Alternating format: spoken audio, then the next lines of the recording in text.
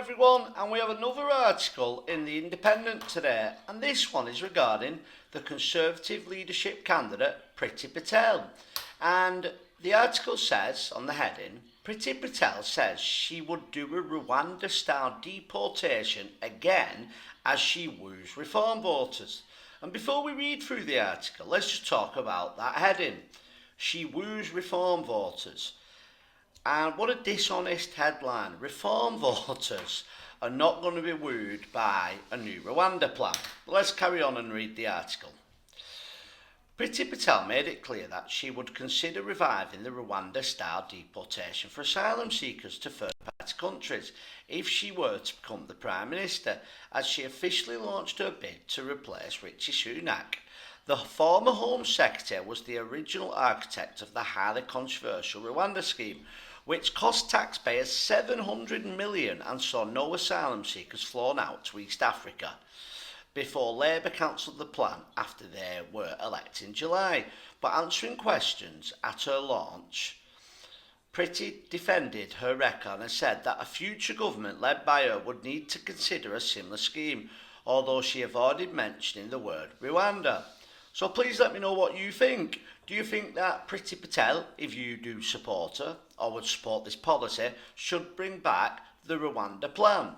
And what do you think about this idea that she's wooing Reform UK voters? Well, for what it's worth, my opinion is that the Rwanda plan was an absolute waste of money. Now, surely, as a deterrent, it's far better than the Labour Party's plan, which is no plan at all. But I can't understand our Conservative leadership candidate, after seeing how unpopular it was with Rishi Sunak in the last government, would even say that they want to bring this in. But it goes back to what we always say on this show, that when you've got mainstream candidates like Priti Patel, you've got Prime Minister like Keir Starmer, Rishi Sunak, these people are told what to do. So that is why you see no change, and each government brings in the same thing. As soon as you get a politician with a different view, like someone like Boris Johnson, who might flip-flop.